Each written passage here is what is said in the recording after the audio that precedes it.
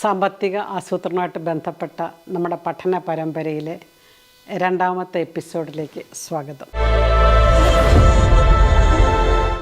കഴിഞ്ഞ എപ്പിസോഡിൽ നമ്മൾ പണത്തോടുള്ള യഥാർത്ഥ മനോഭാവത്തെക്കുറിച്ചാണ് ചിന്തിച്ചത്. അവിടെ നമ്മൾ ഇപ്രകാരമാണ് കണ്ടെത്തിയത്: ഒരു മിഷണറി ചൈതന്യത്തോടുകൂടി സുവിശേഷാത്മകമായി ദൈവം എന്നെ ഭരമേൽപ്പിച്ച പണം എന്ന ചിന്തയിൽ ഞാനതിൻ്റെ കാവൽക്കാരനാണ്, കസ്റ്റോഡിയനാണ്. എനിക്കതിനോടൊരു സ്റ്റുവേർഡ്ഷിപ്പ്, ഒരു ആത്യന്തികമായി ഒരു വിധേയത്വവും മനോഹരമായി കൈകാര്യം ചെയ്യാനുള്ളൊരു കമ്മിറ്റ്മെൻറ്റും പ്രതിബദ്ധതയും ഒക്കെ ഉണ്ടാകണം എന്നൊക്കെയാണ് നമ്മൾ കഴിഞ്ഞ എപ്പിസോഡിൽ കണ്ടെത്തിയത്. വളരെ മനോഹരമായിട്ട് നമുക്ക് ബൈബിൾ പണത്തോടുള്ള നമ്മുടെ സമീപനത്തെക്കുറിച്ച് പറയുന്നുണ്ട്. പലപ്പോഴും ഞാൻ ഓർക്കാറുണ്ട്, ഈ പ്രോവർബ്സ്, സുഭാഷിതങ്ങളുടെ പുസ്തകം സതുപദേശങ്ങളുടെ പുസ്തകമാണ്. ഈ സതുപദേശങ്ങളുടെ പുസ്തകത്തിൽ പല സ്ഥലത്തും പണവുമായിട്ട് ബന്ധപ്പെട്ട ധാരാളം വരികൾ, പണവിനിയോഗവുമായിട്ട് ബന്ധപ്പെട്ട ധാരാളം വരികൾ ബൈബിൾ നമുക്ക് തരുന്നുണ്ട്. സുവിശേഷത്തിലേക്ക് വന്നാലും ഈശോ പറഞ്ഞ 38 ഉപമകളിൽ 16 പണവുമായിട്ട്, സാമ്പത്തിക വിനിയോഗവുമായിട്ട് ബന്ധപ്പെട്ട വിശദാംശങ്ങളുണ്ട്. ദൈവം വളരെയധികം മാനിക്കുന്നു എന്നുള്ളതാണ്. സമ്പത്തിനെയും സമ്പത്തുണ്ടാക്കുന്ന രീതിയെയും സമ്പത്ത് ചെലവഴിക്കുന്ന മാനദണ്ഡങ്ങളെയും എല്ലാം ദൈവം മാനിക്കുന്നു എന്നാണ് നമ്മൾ മനസ്സിലാക്കേണ്ടത്. അതുകൊണ്ട് തന്നെ സമ്പത്തിനോടുള്ള നമ്മുടെ മനോഭാവം ദൈവീകമായിരിക്കണം. എപ്രകാരമാണ് സമ്പത്ത് ഉണ്ടാകുന്നത് എന്ന് നമ്മൾ ചിന്തിക്കുമ്പോൾ, കഴിഞ്ഞ എപ്പിസോഡിൽ നമ്മൾ പറഞ്ഞു, സമ്പത്ത് ദൈവത്തിൻ്റെ ഔദാര്യമാണ്. ദൈവത്തിൻ്റെ ഔദാര്യമാണെന്ന് പറഞ്ഞുകൊണ്ട് നമ്മൾ വെറുതെ ഇരുന്നാൽ സമ്പത്ത് ഉണ്ടാകുമോ? ഇല്ല. സമ്പത്ത് ആർജിക്കാൻ തക്ക വിധത്തിലുള്ള ക്രയശേഷി, ദ റിസോഴ്സ് ആയിട്ടാണ് ദൈവം ഓരോ മനുഷ്യനെയും ലോകത്തിലേക്ക് അയച്ചിരിക്കുന്നത്. പല രീതിയിലുള്ള റിസോഴ്സാണ്. ഹ്യൂമൻ റിസോഴ്സ് നമ്മൾ എടുക്കുമ്പോൾ തന്നെ ബൗദ്ധികമായോ കായികമായോ കലാപരമായോ പല റിസോഴ്സുണ്ട്. ഇതെല്ലാം ഉപയോഗിച്ചുകൊണ്ട് പണം സൃഷ്ടിക്കുന്നവരായി നമ്മൾ മാറണമെന്ന് കർത്താവ് ആഗ്രഹിക്കുന്നുണ്ട്. അങ്ങനെ പണം സൃഷ്ടിക്കുമ്പോഴും നമ്മുടെ ചില മനോഭാവങ്ങളാണ് ശ്രദ്ധിക്കേണ്ടത്. എൻ്റെ മനസ്സിലേക്ക് ഓടി വരുന്നൊരു സംഭവമാണ്. ഒരു ടെക്സ്റ്റൈൽസ് അല്ലെങ്കിൽ തുണിക്കടയിലേക്ക് സമ്പന്നയായ ഒരു സ്ത്രീ ഓടി ചെന്നിട്ട് ചോദിച്ചു, ഇവിടുത്തെ വില കുറഞ്ഞ സാരികളൊക്കെ ഒന്ന് കാണിക്കാമോ എന്ന് ചോദിച്ചു. എൻ്റെ മകളുടെ വിവാഹമാണ്, എൻ്റെ വീട്ടിൽ ജോലിക്ക് നിൽക്കുന്ന സ്ത്രീക്ക് കൊടുക്കാനാണ്, അതുകൊണ്ട് വില കുറഞ്ഞ സാരികളൊക്കെ ഒന്ന് എടുത്ത് കാണിക്കാൻ. കുറച്ച് കഴിഞ്ഞപ്പോൾ ഒരു പാവപ്പെട്ട സ്ത്രീ അതേ കടയിലേക്ക് വന്നിച്ചു പറഞ്ഞു, ഈ കടയിലെ നല്ല വിലയുള്ള കുറച്ച് സാരികളൊക്കെ ഒന്ന് കാണിക്കാമോ? ഞാൻ ജോലി ചെയ്യുന്ന വീട്ടിലെ കൊച്ചുമകളുടെ കല്യാണമാണ്, അവൾക്ക് ഗിഫ്റ്റ് കൊടുക്കാനാണ്, നല്ല സാരികളൊക്കെ ഒന്ന് കാണിക്കാമോ? സത്യത്തിൽ ആരാണ് ദരിദ്രൻ, ആരാണ് സമ്പന്നൻ? ഈ കൊച്ചു കഥ നമ്മളോട് പറയുന്നു, പണത്തോടുള്ള നമ്മുടെ സമീപനമാണ് ഏറ്റവും പ്രധാനപ്പെട്ടതെന്ന്. സുഭാഷിതങ്ങളുടെ പുസ്തകത്തിൽ 10-ാം അധ്യായം 22-ാം വാക്യം ഇപ്രകാരം പറയുന്നു: blessing of the Lord brings wealth. കർത്താവിൻ്റെ അനുഗ്രഹത്തിൽ സമ്പത്തുമുണ്ട്. പല രീതിയിലാണ് കർത്താവ് മനുഷ്യനെ അനുഗ്രഹിക്കുന്നത്. ഇതിൻ്റെ അർത്ഥം ദരിദ്രരൊന്നും ദൈവത്താൽ അനുഗ്രഹിക്കപ്പെട്ടവരല്ല എന്നൊന്നുമല്ല കേട്ടോ. കർത്താവിൻ്റെ അനുഗ്രഹം വരുന്ന ഒരു വഴി സാമ്പത്തികമായ വളർച്ചയും കൂടിയാണ്. സതുപദേശത്തിൽ തന്നെ, പ്രോവർബ്സിൽ തന്നെ, അല്ലെങ്കിൽ സുഭാഷിതങ്ങളിൽ തന്നെ 22-ാം അധ്യായം 9-ാം വാക്യത്തിൽ പറയുന്നു, a generous man is blessed. ഔദാര്യമുള്ളൊരു മനുഷ്യൻ, ഉദാരതയുള്ള മനുഷ്യൻ അനുഗ്രഹിക്കപ്പെട്ട മനുഷ്യനാണ്. ബൈബിളിൽ ബ്ലെസ്സിങ്ങും ഹാപ്പിനെസ്സും 2 രീതിയിൽ ഉപയോഗിക്കുന്ന പദങ്ങളാണ്. ഹാപ്പിനെസ് എന്ന് പറയുമ്പോൾ സന്തോഷമാണ്, ബ്ലെസ്സിങ് എന്ന് പറയുമ്പോൾ അനുഗ്രഹമാണ്. സന്തോഷമുള്ളവരെല്ലാം അനുഗ്രഹിക്കപ്പെട്ടവരല്ല, എന്നാൽ അനുഗ്രഹിക്കപ്പെട്ടവർക്ക് സന്തോഷമുണ്ട്. അപ്പോൾ ദൈവത്തിൻ്റെ സമ്പത്ത് കയ്യിലേക്ക് വന്നു ചേരുക എന്ന് പറഞ്ഞാൽ നമ്മൾ അനുഗ്രഹിക്കപ്പെട്ട മനുഷ്യരായി മാറുക എന്നുള്ളതാണ്. അപ്പോൾ ദൈവത്തിൻ്റെ സമ്പത്ത് നമ്മളിലേക്ക് കടന്നു വരുമ്പോൾ അതെപ്രകാരം കടന്നു വരണം? അത് അധ്വാനത്തിലൂടെ കടന്നു വരണം എന്നുള്ളതാണ്. ഒരധ്വാനത്തിൻ്റെ സുവിശേഷത്തെക്കുറിച്ചാണ് നമ്മൾ ഈ എപ്പിസോഡിൽ ചിന്തിക്കുന്നത്. ബൈബിൾ തുറക്കുന്നത് തന്നെ പണിയെടുക്കുന്ന ദൈവത്തെ കാണിച്ചുകൊണ്ടാണ്. ഉൽപ്പത്തി പുസ്തകം 1, 2, 3 അധ്യായങ്ങളൊക്കെ വായിച്ചാൽ അധ്വാനിക്കുന്നൊരു ദൈവത്തിൻ്റെ ചിത്രത്തെ കാണാൻ പറ്റും അവിടെ. തൻ്റെ അധ്വാനമാകട്ടെ സൃഷ്ടിയാണ്. ഓരോ സൃഷ്ടിക്ക് ശേഷവും ദൈവം സ്വയം പറയുന്നുണ്ട്, ഇറ്റ്സ് ഗുഡ്, ഇറ്റ്സ് ഗുഡ്, നന്നായിരിക്കുന്നു, നന്നായിരിക്കുന്നു. ചില ചിത്രകാരന്മാരൊക്കെ ചിത്രം വരച്ചതിന് ശേഷം മാറിയിരുന്ന് ആസ്വദിച്ചിട്ട് അവർ സ്വയം പറയും, ഇത് നന്നായിരിക്കുന്നു. എന്നാൽ മനുഷ്യനെ സൃഷ്ടിച്ചതിന് ശേഷം ഇപ്രകാരം നമ്മളവിടെ വായിക്കുന്നു, അതിമനോഹരമായിരിക്കുന്നു, ഇറ്റ്സ് വെരി ഗുഡ്. തൻ്റെ സൃഷ്ടി, തൻ്റെ അധ്വാനത്തെ സ്വയം ആസ്വദിക്കുന്ന ഒരു ദൈവത്തെ അവതരിപ്പിച്ചുകൊണ്ടാണ്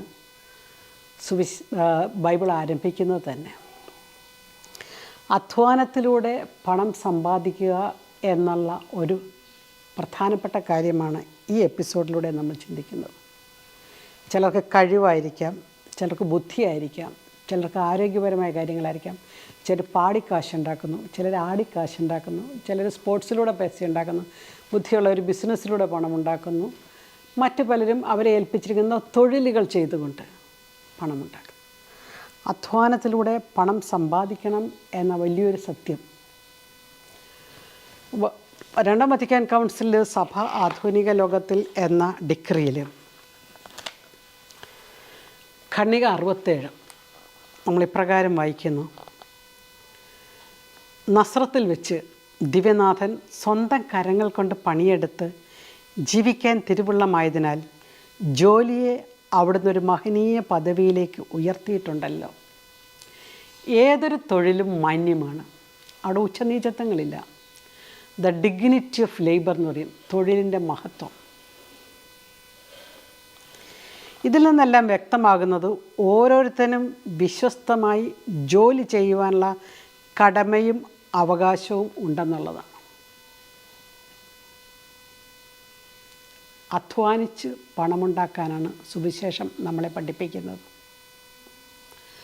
അതുകൊണ്ട് തന്നെ ആദത്തിനും ഹവ്വയോടും ഒക്കെ നിൻ്റെ നെറ്റിയിലെ വിയർപ്പ് കൊണ്ട് പണിയെടുത്ത് ജീവിക്കാൻ പറയും. എനിക്ക് വളരെ സന്തോഷകരമായിട്ടൊരു കാര്യമാണ്, ബൈബിളിൽ കർത്താവ് വിളിച്ച് വേർതിരിക്കുന്ന ചില മനുഷ്യർ, വേർതിരിച്ച് കുറച്ചുകൂടി മെച്ചപ്പെട്ട ജോലി കൊടുക്കുന്ന, പണി കൊടുക്കുന്ന മനുഷ്യരെല്ലാം വിളിക്കുന്നത് പണിസ്ഥലത്തു നിന്നാണ്.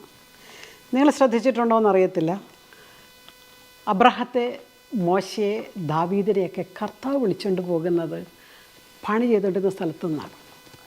ഇവരെല്ലാം ആട് മേയ്ക്കുന്നവരായിരുന്നു. ആടിനെ മേയിച്ചുകൊണ്ടിരിക്കുന്ന കോണ്ടെക്സ്റ്റിൽ നിന്ന്, ആ സന്ദർഭത്തിൽ നിന്നാണ് വിളിച്ചുകൊണ്ട് പോകുന്നത്. നമ്മൾ പുതിയ നിയമത്തിലേക്ക് വരികയാണെങ്കിൽ പത്രോസിനെയും അന്ത്രയോസിനെയും കർത്താവ് വിളിക്കുന്നത് മീൻ കഴുകുന്ന അല്ലെങ്കിൽ വല കഴുകുന്ന മീൻപിടുത്തത്തിൻ്റെ ആ ഒരു കോണ്ടെക്സ്റ്റിൽ നിന്നാണ്. നമ്മളൊരു കാര്യം മനസ്സിലാക്കണം,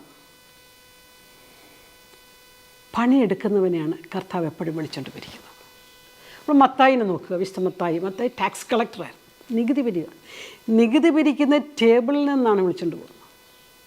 കം ഫോളോ മീ, വരൂ എന്നെ അനുഗമിക്കൂ, I will make you fishers of men, മനുഷ്യരെ പിടിക്കുന്നവരാക്കി ഞാൻ മാറ്റാം. സെൻറ്റ് പോൾ, സാവുളിനെ നമ്മളെടുത്ത് നോക്കിയാൽ സാവുൾ ഒരു തൻ്റെ ദൗത്യവുമായിട്ട്, ജോലിയുമായിട്ട്, he was on the way to his ഡ്യൂട്ടിക്ക് പോവുകയാണ്. അവിടെ വെച്ചാണ് കർത്താവ് ഇടപെടുന്നത്. പണിയെടുക്കാത്തവനെ ദൈവത്തിനും ആവശ്യമില്ല. പണിയെടുക്കുന്നവനിലാണ് കൂടുതൽ അധ്വാനം വന്നു ചേരുന്നതും കൂടുതൽ മെച്ചപ്പെട്ട മേഖലകളിലേക്ക് ദൈവം നയിച്ചുകൊണ്ട് പോകുന്നതും. അതുകൊണ്ട് ഒരധ്വാനത്തിൻ്റെ സുവിശേഷത്തെക്കുറിച്ച് നമ്മൾ ചിന്തിച്ചുകൊണ്ടിരിക്കുന്നത്, എ ഗോസ്പൽ ഓഫ് വർക്ക്, ഒരധ്വാനത്തിൻ്റെ സുവിശേഷം. അതുകൊണ്ടാണ് നമ്മളിപ്പോൾ വത്തിക്കാൻ കൗൺസിൽ വായിച്ചത്, ഈ ദിവ്യനാഥൻ സ്വന്തം കരങ്ങൾ കൊണ്ട് പണിയെടുത്ത് ജീവിക്കാൻ തിരുവുള്ളമായി. അലസതയുടെ അപ്പം ഭക്ഷിക്കരുത് എന്ന് വചനം നമ്മളോട് പറയുന്നുണ്ടല്ലോ. പലർക്കും പല രീതിയിലായിരിക്കാം തൊഴിൽ സാഹചര്യം. തൊഴിലുമായിട്ട് ബന്ധപ്പെട്ട് 2 കാര്യങ്ങൾ നിങ്ങളുടെ ശ്രദ്ധയിൽ കൊണ്ടുവരാൻ ഞാൻ ആഗ്രഹിക്കുന്നു. ഒന്ന്, ഇപ്പോഴുള്ള നിങ്ങളുടെ തൊഴിലിൽ നിങ്ങൾ തൃപ്തരാകണം. Be content with the task that you have done. ഇപ്പോഴുള്ള തൊഴിലിനോട് അഭിനിവേശവും ആത്മാർത്ഥതയും കാണിക്കുക. 2, കൂടുതൽ മെച്ചപ്പെട്ട തൊഴിൽ സാഹചര്യങ്ങളിലേക്ക് നടന്നെടുക്കുവാനുള്ള പരിശ്രമവും നടത്തുക. മെച്ചപ്പെട്ട തീരങ്ങൾ, ഗ്രീൻ പാസ്റ്റേഴ്സ്. ഉള്ളതിൽ സംതൃപ്തനായിരിക്കുകയും ഉള്ളതിനെ മെച്ചപ്പെടുത്തണമെന്ന് വിചാരമുള്ളവരിലുമാണ് സാമ്പത്തികമായ അനുഗ്രഹങ്ങൾ വന്നു ചേരുന്നു. അപ്പോൾ ചിലരെങ്കിലും എന്നോട് ചോദിക്കാറുണ്ട്, കുറുക്ക് വഴിയിൽ മറ്റ് പല രീതിയിലും പണമുണ്ടാക്കുന്നവരുണ്ടല്ലോ. ഉണ്ട്. എല്ലാ ധനവും ദൈവത്തിൽ നിന്നല്ല. സുവിശേഷം തന്നെ അല്ലെങ്കിൽ ബൈബിൾ തന്നെ നമ്മളോട് പറയുന്നുണ്ട്, എല്ലാ ധനവും ദൈവത്തെ മാറ്റി നിർത്തിയിട്ടുള്ള ധനസമ്പാദനവും ഉണ്ട്. ഹഗായി പ്രവാചകൻ്റെ പുസ്തകത്തിൽ ഇപ്രകാരം നമ്മൾ വായിക്കുന്നു. ഹഗായി പ്രവാചകൻ്റെ പുസ്തകം 1-ാം അധ്യായം 5 മുതൽ 6 വരെ. നിങ്ങളേറെ വിതച്ചു, കുറച്ച് മാത്രം കൊയ്തു. നിങ്ങൾ ഭക്ഷിക്കുന്നു, ഒരിക്കലും തൃപ്തരാകുന്നില്ല. നിങ്ങൾ പാനം ചെയ്യുന്നു, തൃപ്തി വരുന്നില്ല. നിങ്ങൾ വസ്ത്രം ധരിക്കുന്നു, ആർക്കും കുളിരുമാറുന്നില്ല.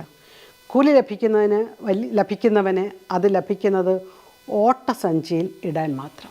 ദാറ്റ് മീൻസ് അധ്വാനിക്കുന്നുണ്ട്, പണം ഉണ്ടാക്കുന്നുണ്ട്, പക്ഷെ പണം തികയുന്നില്ല. അതേക്കുറിച്ച് നമ്മൾ മറ്റൊരു എപ്പിസോഡിലേക്ക് വരുന്നുണ്ട്. അതായത് എപ്രകാരം നമ്മൾ അധ്വാനിച്ചുണ്ടാക്കിയ പണത്തെക്കുറിച്ച്, പണം നമുക്ക് എത്രത്തോളം വിവേകത്തോടെ ഉപയോഗിക്കാമെന്നുള്ളത്. എല്ലാ ധനവും ദൈവത്തിൽ നിന്നല്ല എന്ന് ഞാൻ പറഞ്ഞു. അത് കൃത്യമായിട്ട് ജെറമ്യാ പ്രവാചകനിലൂടെ അവിടെ നമ്മളോട് പറയുന്നുണ്ട്. ജെറമ്യാ പ്രവാചകൻ്റെ പുസ്തകം 5-ാം അധ്യായം 27-ാം വാക്യം.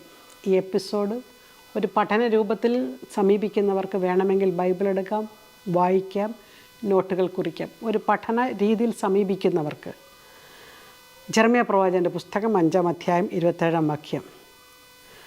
എൻ്റെ ജനത്തിനിടയിൽ ദുഷ്ടന്മാർ കടന്നുകൂടി വേടന്മാരെ പോലെ പതിയിരിക്കുന്നു. അവർ കെണി ഒരുക്കി മനുഷ്യരെ കുടുക്കിലാക്കുന്നു. അവരുടെ ഭവനങ്ങളിൽ വഞ്ചന നിറഞ്ഞിരിക്കുന്നു. അങ്ങനെ അവർ വമ്പന്മാരും പണക്കാരുമായി. കണ്ട, വഞ്ചനയിലൂടെ ചതിയിലൂടെയും പണക്കാരനാകാം. അവർ തടിച്ചു കൊഴുത്തു. അവരുടെ ദുഷ്ടതയ്ക്ക് അതിരില്ല. അവരുടെ വിധികൾ നീതിയുക്തമല്ല. അനാഥർക്ക് വേണ്ടി അവർ നിലകൊള്ളുന്നില്ല. ദരിദ്രരുടെ അവകാശം സംരക്ഷിക്കുന്നുമില്ല. ഒന്നോർത്ത് നോക്കിക്കേ, എല്ലാ ധനവും ദൈവത്തിൽ നിന്നല്ല. ദാറ്റ് മീൻസ് ദൈവത്തിൽ നിന്നല്ലാതെയും ധനം സമ്പാദിക്കാൻ സാധിക്കും. അങ്ങനെ സമ്പാദിക്കുന്ന മനുഷ്യരുണ്ട്. അതുകൊണ്ടാണ് സങ്കീർത്തനത്തിൽ ഇപ്രകാരം പറയുന്നത്, സമ്പത്ത് വർദ്ധിച്ചാൽ അതിൽ മനസ്സ് വയ്ക്കരുത്, വീണ്ടും വീണ്ടും വർദ്ധിപ്പിക്കാനായിട്ട് മാത്രം വെമ്പൽ കൊള്ളരുത്. ധനികരാകാൻ തിടുക്കം കൂട്ടരുത്. സമ്പത്തിൻ്റെ പിന്നാലെ പായരുത് എന്ന് സുഭാഷിതങ്ങൾ 28-ാം അധ്യായം 20 മുതൽ 22 വരെയുള്ള വാക്യങ്ങളും നമ്മളോട് പറയും. എന്താണ് ഇതിൻ്റെ സാരാംശം? പണത്തിൻ്റെ ഉറവിടം ദൈവമാണെന്ന് നമ്മൾ പറഞ്ഞു, ദൈവത്തിൻ്റെ ഔദാര്യമാണെന്ന് പറഞ്ഞു. എന്നാൽ എല്ലാ ധനവും ദൈവത്തിൽ നിന്നല്ല എന്ന് നമ്മൾ മനസ്സിലാക്കുന്ന ഒരവസ്ഥയിലേക്കാണ് നമ്മൾ വരുന്നത്. അപ്പോൾ നമ്മൾ പണം സമ്പാദിക്കുന്നുണ്ടെങ്കിൽ അത് ദൈവം ആഗ്രഹിക്കുന്ന രീതിയിൽ സമ്പാദിക്കാൻ നമ്മൾ പരിശ്രമിക്കുക എന്നുള്ളതാണ്. അങ്ങനെ പരിശ്രമിക്കണമെങ്കിൽ ദൈവത്തിനുമുമ്പിൽ തുറന്ന മനസ്സുണ്ടാകണം. ബിസിനസ് ചെയ്യുന്നവരൊക്കെ പറയാറുണ്ട് ചില പരാജയങ്ങളെക്കുറിച്ച്. പല പരാജയങ്ങളിലൂടെ ആയിരിക്കാം ചിലപ്പോൾ ചില ബിസിനസ് ഒന്ന് കൃത്യമായിട്ട് ക്ലിക്ക് ചെയ്യണമെന്ന് പറയും. ഓരോ പരാജയത്തിൽ നിന്നും ഓരോ അനുഭവം അല്ലെങ്കിൽ എന്തെങ്കിലും പെറുക്കിയെടുക്കാൻ പഠിക്കുക എന്നുള്ളതാണ്. ചില തമാശനും പറയാറുണ്ട്, പ്ലാൻ എ പരാജയപ്പെട്ടാൽ ഇംഗ്ലീഷ് അക്ഷരമാലയിൽ വീണ്ടും 25 അക്ഷരങ്ങളുണ്ട്. പ്ലാൻ ബി ഉണ്ട്, പ്ലാൻ സി ഉണ്ട്, പ്ലാൻ ഡി ഉണ്ട്, പ്ലാൻ ഇസഡ് വരെയുണ്ട്. ഒരിക്കൽ 10-12 ക്ലാസ്സിൽ പഠിക്കുന്ന കുട്ടികൾക്ക് ഞാനൊരു കരിയർ ഗൈഡൻസ് ക്ലാസ് എടുക്കുമായിരുന്നു. ആഫ്റ്റർ +2 വാട്ട്, അതായിരുന്നു എൻ്റെ ടോപ്പിക്. +2-ന് ശേഷം എന്ത് ചെയ്യണം, എന്ത് പഠിക്കണം, എങ്ങോട്ട് തിരിയണം. അപ്പോൾ ഇവരുടെ തന്നെ അഭിരുചികൾ അറിയാൻ വേണ്ടി ഞാൻ പലരോട് അവരുടെ അംബീഷൻ ചോദിച്ചു. ടീച്ചറാകണം എന്ന് പറഞ്ഞു, ചിലർ ഡോക്ടറാകണം, എൻജിനീയറാകണം, മറ്റ് വക്കീലാകണം. പല അഭിപ്രായങ്ങളുടെ ഇടയിൽ വളരെ ശ്രദ്ധിക്കപ്പെട്ട ഒരു അഭിപ്രായം ഉണ്ടായിരുന്നു. ഒരു വിദ്യാർത്ഥി എന്നോട് പറഞ്ഞ്, എനിക്ക് 100 കുടുംബങ്ങൾക്ക് തൊഴിൽ നൽകുന്ന ആളാകണം. എനിക്ക് വളരെ ഇഷ്ടപ്പെട്ടു. ഞാൻ ചോദിച്ചത്, നീ എന്താ ഉദ്ദേശിക്കുന്നത്? 100 കുടുംബങ്ങൾ ഞാൻ മൂലം ജീവിക്കണം, അതാണ് എൻ്റെ ഉദ്ദേശം. അവന് സംരംഭകനാകണം എന്ന് പറയാനൊന്നും അറിയത്തില്ല. അതുകൊണ്ടാണ് അവൻ ഇങ്ങനെ പറഞ്ഞത്. സംരംഭകനായിക്കഴിഞ്ഞാൽ ആർക്കെങ്കിലുമൊക്കെ തൊഴിൽ കൊടുക്കാമല്ലോ, ഓണ്ടർപ്രണർഷിപ്പ്. അതറിയാൻ പാടില്ലാത്തതുകൊണ്ടാണ് അവൻ അങ്ങനത്തെ ഉത്തരം പറഞ്ഞത്. എന്നാൽ എനിക്ക് ആ ഉത്തരം വളരെ ശ്രദ്ധേയമായി ഇഷ്ടപ്പെട്ടു. 12-ാം ക്ലാസ്സിൽ പഠിക്കുന്ന കൊച്ച് ചിന്തിക്കുകയാണ്, ഞാൻ മൂലം 100 കുടുംബങ്ങൾ ജീവിക്കണം. ഇന്ന് ലോകമെമ്പാടും ശൃംഖലകളുള്ള ഒരു വലിയ കമ്പ്യൂട്ടർ ബിസിനസ്സിൻ്റെ ഉടമസ്ഥനാണവൻ. നമ്മളുടെ തൊഴിലാഭിമുഖ്യം വളരെ പ്രധാനപ്പെട്ടതാണ്. നമ്മൾ തൊഴിലെടുത്ത് ജീവിക്കുന്നതിനെക്കുറിച്ചാണ് പറഞ്ഞു വരുന്നത്. നമ്മുടെ തൊഴിലാഭിമുഖ്യം പലപ്പോഴും ഈ മേഖലയിൽ ധാരാളം ഇൻസൾട്ടുകൾ ഇൻസൾട്ട് എന്ന് പറഞ്ഞാൽ നമ്മൾ അവഹേളനങ്ങളൊക്കെ ഏറ്റുവാങ്ങാറുണ്ട്. ഞാൻ എപ്പോഴും പറയാറുണ്ട്, ഇൻസൾട്ട്സാണ് നമ്മുടെ ഇൻവെസ്റ്റ്മെൻറ്റ്. ആരെങ്കിലും നമ്മളെ പുച്ഛിക്കുകയോ കൊച്ചാക്കുകയോ ഒക്കെ ചെയ്യുമ്പോഴാണ് അതിൽ നിന്ന് നമ്മൾ ഊർജ്ജം സംഭരിക്കേണ്ടത്. നമ്മൾ ചെയ്യുന്ന കാര്യങ്ങളെല്ലാം എല്ലാവരും നല്ലതെന്ന് പറഞ്ഞു കഴിഞ്ഞാൽ പറ്റത്തില്ല. അപ്പോൾ നമ്മൾ തിരഞ്ഞെടുത്ത തൊഴിൽ മേഖലയോ നമ്മൾ പഠിച്ച വിഷയമോ നമ്മൾ ഏർപ്പെട്ട സംരംഭമോ ഒക്കെ പലപ്പോഴും പരിഹാസത്തിനും വിമർശനത്തിനും ഒക്കെ ഇടയാകണം. അപ്പോഴാണ് അതിൽ നിന്ന് നമുക്ക് വ്യത്യസ്തമായി ചിന്തിക്കാനും കുറച്ചുകൂടി ഊർജ്ജം ഉണ്ടാകാനും ഒക്കെ സാധിക്കുന്നത്. അങ്ങനെ നമ്മൾ മുന്നോട്ട് പോകുമ്പോഴാണ് നമുക്ക് പലപ്പോഴും കൂടുതൽ മെച്ചപ്പെട്ട ജീവിതത്തിൻ്റെ പച്ചപ്പുകൾ കണ്ടെത്താൻ സാധിക്കുകയുള്ളൂ. ഇങ്ങനൊരു ചൈനീസ് പഴമൊഴി ഉണ്ടല്ലോ, don't give them fish but teach them fishing.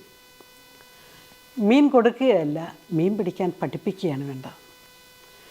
അപ്പോൾ ജീവിതത്തിൽ എപ്രകാരം ഞാൻ ജീവിക്കണം എന്നുള്ളത്, ഏത് തൊഴിലാണ് ഞാൻ പ്രവേശിക്കേണ്ടത് എന്നുള്ളതൊക്കെ ദൈവവുമായിട്ട് ആലോചിക്കണം. അവിടെ ആദ്യം നമുക്കൊരു കിട്ടിയ തൊഴിലേക്ക് പ്രവേശിക്കുക. കിട്ടിയത് അവിടെ ഇരുന്നു കൊണ്ട് നമ്മുടെ പാഷൻ, നമ്മുടെ അഭിരുചിക്കനുസരിച്ച തൊഴിലിലേക്ക് മാറുക. പലപ്പോഴും ഈ 2 മാർഗങ്ങളും കൂടി നമ്മുടെ മുമ്പിൽ വേണം. അങ്ങനെ മുന്നോട്ട് പോകുമ്പോഴാണ് നമുക്ക് പലപ്പോഴും കുറേ കൂടി മെച്ചപ്പെട്ട രീതിയിൽ, കുറേ കൂടി മനോഹരമായ രീതിയിൽ നമുക്ക് ചെയ്യാൻ സാധിക്കും. നിങ്ങൾ ശ്രദ്ധിച്ചിട്ടുണ്ടോ, കലാരംഗത്ത് പ്രവർത്തിക്കുന്നവരെല്ലാം അവരുടെ ആദ്യത്തെ ജീവിത മേഖല മറ്റൊരു തൊഴിൽ മേഖലയാണ്. അവിടെ ഇരുന്നു കൊണ്ട് അവർ ജീവിതത്തിൻ്റെ ചില ബേസ്മെൻറ്റ്സ് അല്ലെങ്കിൽ അടിത്തറയൊക്കെ ഇട്ടതിന് ശേഷം അവർക്ക് പാഷൻ, അഭിനിവേശം അല്ലെങ്കിൽ അഭിരുചിയുള്ള തൻ്റെ കലാലോകത്തേക്ക് ജീവിതത്തെ മാറ്റി നടുകയാണ് ചെയ്തത്. ധാരാളം അവസരങ്ങൾ ഇന്നുണ്ട്. പ്രത്യേകിച്ച് മൈഗ്രേഷൻ്റെയൊക്കെ ഈ കാലഘട്ടത്തിൽ, പലായനങ്ങളുടെയൊക്കെ ഈ കാലഘട്ടത്തിൽ ധാരാളം തൊഴിൽ സാധ്യതകളുണ്ട്. തൊഴിലെടുക്കാൻ അറിവും മനസ്സും കഴിവും ഉള്ളവന് തൊഴിൽ മേഖല വിസ്തൃതമാണ്. അറിവും കഴിവും മനസ്സുമുള്ളവന്. അതുകൊണ്ട് തന്നെ ഏത് മേഖലയിലേക്കാണ് ഞാൻ കടന്നു വരേണ്ടത്, എങ്ങനെയാണ് ഞാൻ പണം സമ്പാദിക്കേണ്ടത് എന്നതിനെക്കുറിച്ച് കൃത്യമായൊരു ധാരണ നമുക്കുണ്ടാകണം. ഒരു ബിസിനസ്സുകാരനാകാൻ അല്ലെങ്കിൽ ഒരു സംരംഭകനാകാനാണ് നിങ്ങൾക്ക് തോന്നുന്നതെങ്കിൽ അതിൻ്റെ ബാലപാഠങ്ങൾ പഠിച്ചു തുടങ്ങുക. മറിച്ച് ഒരു ജോലിക്കാരനാണ്, ഒരു ശമ്പളത്തിൽ ജീവിക്കുന്ന ഒരാളാണ് ആഗ്രഹിക്കുന്നതെങ്കിൽ അതിനാവശ്യമായ കാര്യങ്ങൾ ഇന്ന് പ്രത്യേകിച്ച് ഒരു +2 ഒക്കെ കഴിഞ്ഞതിന് ശേഷം തൊഴിൽ മേഖല വളരെ വിശാലമായിട്ടിരിക്കുന്നത് കൊണ്ടും ധാരാളം പഠന അല്ലെങ്കിൽ വിവര സാങ്കേതിക വിദ്യയുടെ വളർച്ച മൂലം ധാരാളം കോഴ്സുകളുടെ ലഭ്യതയുള്ളത് കൊണ്ടും ഗ്രാഫിക്സ് ആകട്ടെ, മറ്റ് ഗ്രൂപ്പ് ഡിസൈനിങ് ഒക്കെ ആകട്ടെ, ഇങ്ങനെ പല പല മേഖലകളുള്ളതുകൊണ്ട് മാധ്യമരംഗത്താകട്ടെ, കലാരംഗത്താകട്ടെ പല ഓപ്പർച്യൂണിറ്റീസ് ഉള്ളതുകൊണ്ട് എന്താണ് എനിക്ക് പറ്റിയത്, കർത്താവെ നീ എന്നെ എങ്ങോട്ടാണ് നയിക്കുന്നത്, കർത്താവ് ഏത് മേഖലയിലേക്കാണ് ഞാൻ പ്രവേശിക്കേണ്ടത് എന്നത് നമ്മൾ കണ്ടെത്തണം. ഓർക്കുക, വെള്ളമൊഴിച്ച് വളർത്തിയ ചെടികളല്ല വലുതായത്, സ്വന്തമായി വേരുകൾ കണ്ടെത്തി ജലം അന്വേഷിച്ചു പോയ ചെടികളാണ് വൻവൃക്ഷങ്ങളായിട്ടുള്ളത്. ആരെങ്കിലുമായിട്ട് നമ്മളെ സംരക്ഷിച്ച് അല്ലെങ്കിൽ നമ്മളെ വളർത്തി ഉയർത്തി കൊണ്ടുവരും എന്ന് ചിന്തിച്ച് നോക്കിയിരിക്കാതെ സ്വന്തമായി ജലം കണ്ടെത്തി വേരുകൾ പറത്തിക്കൊണ്ടുപോയി ജീവിക്കാൻ പരിശ്രമിക്കുന്ന ഒരു ജീവിത ആയോധന കലയെക്കുറിച്ചാണ് നമ്മളിവിടെ പറഞ്ഞുകൊണ്ടിരിക്കുന്നത്. അതുകൊണ്ട് ഈ ഗോസ്പൽ ഓഫ് വർക്ക്, അധ്വാനത്തിൻ്റെ സുവിശേഷം, ഇത് സാമ്പത്തിക ആസൂത്രണത്തിൽ വളരെ പ്രധാനപ്പെട്ടതാണ്. ചിലപ്പോഴെങ്കിലും നമുക്കിതിനകത്ത് പരാജയങ്ങൾ സംഭവിക്കാം, തിരിച്ചടികൾ ഉണ്ടായേക്കാം, നാച്ചുറൽ സംഭവിക്കും. ചിലപ്പോൾ തോന്നി ഇതൊക്കെ പഠിച്ച് എൻ്റെ 2 വർഷം പോയി, അല്ലെങ്കിൽ ഇങ്ങനെയൊക്കെ തോന്നിയേക്കാം. പക്ഷേ ഓർക്കണം, ദൈവത്തിന് നമ്മളെക്കുറിച്ചൊരു ലോങ് സൈറ്റ്, ആത്യന്തികമായൊരു പ്ലാനുണ്ട്. നമുക്ക് ഷോർട്ട് സൈറ്റാണ്, നമുക്ക് ഹ്രസ്വദൃഷ്ടിയാണ്. ദൈവം നമ്മളെ നടത്തും, വഴി നടത്തും, ഉയർത്തും, അനുഗ്രഹിക്കും. Thank you.